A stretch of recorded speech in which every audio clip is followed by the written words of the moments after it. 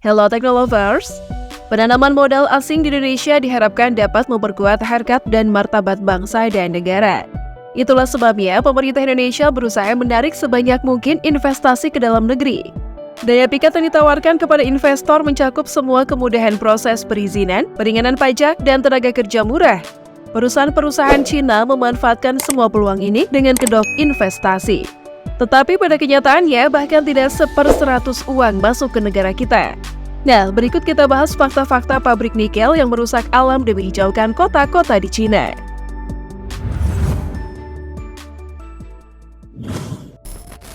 Kacaunya pengelolaan industri ekstraktif. Kemajuan zaman yang didukung oleh industri ekstraktif memang tak dapat dihindari. Sederhana, perangkat elektronik seperti telepon genggam yang mengakselerasi kecepatan pertukaran informasi dalam kenyataannya merupakan produk yang tak terlepas dari peran industri ekstraktif. Sebenarnya, jika ditelaah lebih lanjut melalui pemikiran kontemplatif, kita pada dasarnya tidak benar-benar membenci perusahaan ekstraktif, melainkan tindakan melanggar hukum serta merusak alamnya sebab realitanya kita turut menggunakan produk industri ekstraktif dalam mendukung perlawanan atas pelanggaran itu. Soal ancaman destruktif industri ekstraktif memang benar. Sejauh ini saya belum menemukan pengelolaan tambang yang 100% sempurna, terutama terkait keselamatan kerja dan terutama lingkungan. Berbagai gambaran tentang kisruhnya pengelolaan industri ekstraktif umumnya merujuk pada penanganan limbah tambang yang jauh dari kata ramah.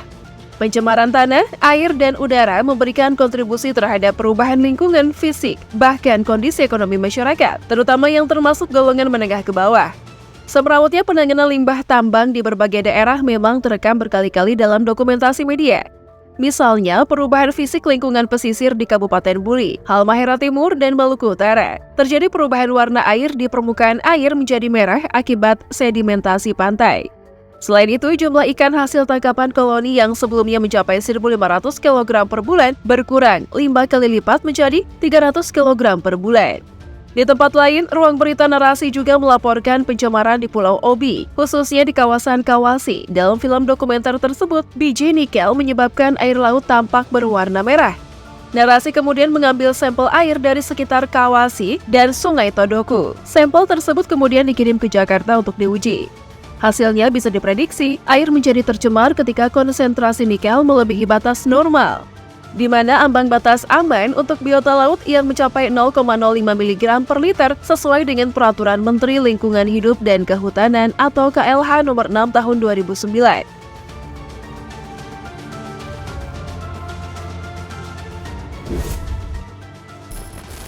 Pembangkit listrik adalah jawara emisi GRK.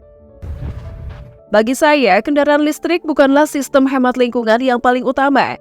Jika kita ingin melindungi lingkungan dengan sistem pengurangan emisi karbon, sumber energi dari kendaraan listrik itu sendiri harus ditingkatkan, pembangkit listrik. Pada tahun 2019, emisi gas rumah kaca nasional sebesar 1.866.552 GG CO2e. Emisi tersebut berasal dari berbagai sektor dan salah satu sektor yang memberikan kontribusi terbesar adalah sektor energi dengan besaran sebesar 638.808 GG CO2e. Lebih tepatnya, bagian emisi sektor energi merupakan gabungan dari beberapa subsektor, yaitu industri produksi energi 43%, industri dan konstruksi 21%, transportasi 24%, dan sektor lainnya 4%. Secara sederhana, pada tahun 2019, pembangkit listrik menjadi penyumbang utama gas rumah kaca pada subsektor industri pembangkit listrik. Dan porsinya terhadap gas rumah kaca nasional mencapai sekitar 14,57%. Singkatnya, dalam hal memerangi gas rumah kaca dibandingkan dengan kendaraan listrik yang terus disubsidi, fokusnya harus beralih ke pembangkit listrik yang ramah lingkungan. Selain itu, batu bara tetap menjadi pemain utama dalam bauran energi utama pembangkit listrik di negara lain. Pada 2017 hingga 2021, pangsa batu bara dalam bauran energi primer pembangkit listrik PLN berkisar antara 58,41% hingga 66,01%. Pada saat yang sama, energi terbarukan ini dia. Nah, logikanya sederhananya, apa gunanya kendaraan listrik untuk menyelamatkan lingkungan, sedangkan sarana kendaraan listrik adalah kunci dari kerusakan itu sendiri.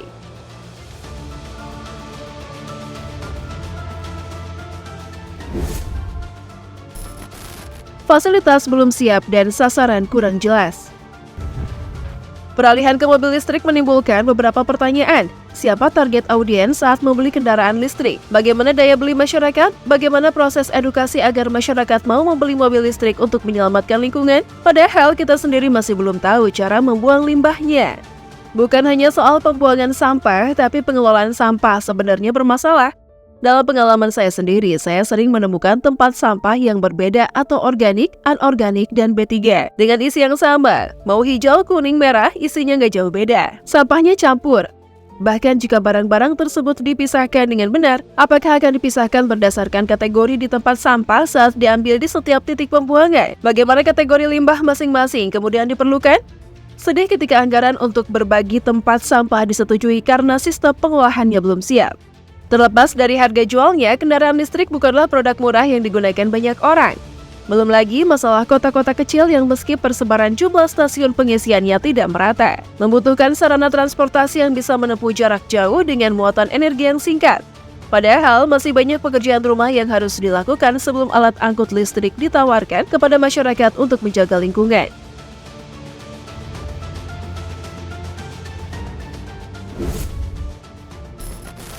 Permasalahan tenaga kerja. Isu yang lebih penting adalah penggunaan tenaga kerja asing atau TKA. Dengan dalih pekerja lokal tidak memiliki keterampilan yang diperlukan. Mereka mengimpor pekerja dari Cina. Padahal para pekerja yang mereka bawa tidak mematuhi peraturan Indonesia.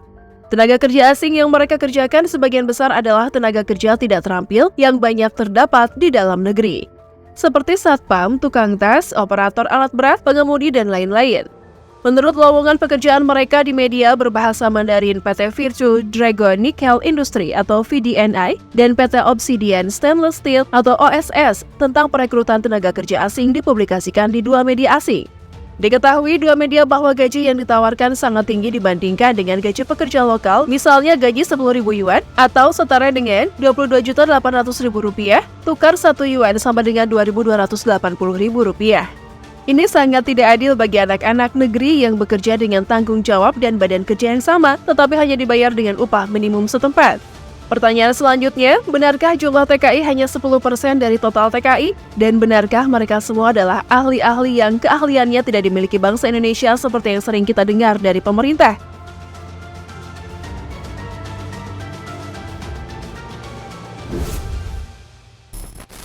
Penduduk terdampak. Menurut salah seorang penduduk, penambangan nikel ini memang telah lama merusak sungai di sekitar Pulau Obi. Kerusakan lingkungannya yang lebih besar daripada bikin bagusnya. Salah satu permintaan dari kami itu termasuk normalisasi sungai. Sampai saat ini tidak pernah dilaksanakan yang sungai-sungai sudah dirusak, termasuk Sungai Todoku, Akelamo, itu salah satunya, ujar salah seorang warga AN kepada Narasi. Perairan Obi dan Maluku Utara merupakan lumbung ikan nasional. Banyak ikan-ikan dari perairan Obi dikirim ke Jakarta atau ekspor ke luar negeri. Ini kemudian jadi ironi di tengah perjanjian kerjasama Harita Group dengan GEM dan CATL, sebuah perusahaan baterai listrik dari Cina yang menguasai 30% pasar baterai global termasuk untuk mobil listrik. Mobil listrik digunakan untuk mengurangi polusi dan gas buang berbahaya buat lingkungan. Sementara di Pulau Obi, malah sebaliknya, nikel malah jadi sumber racun bagi masyarakat serta biota laut di sana. Wah, miris banget gak tuh?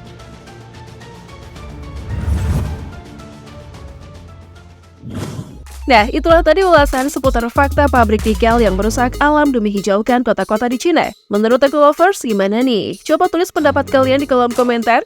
Yuk dukung terus channel ini dengan memencet tombol like, comment, dan subscribe. Thanks for watching and see you!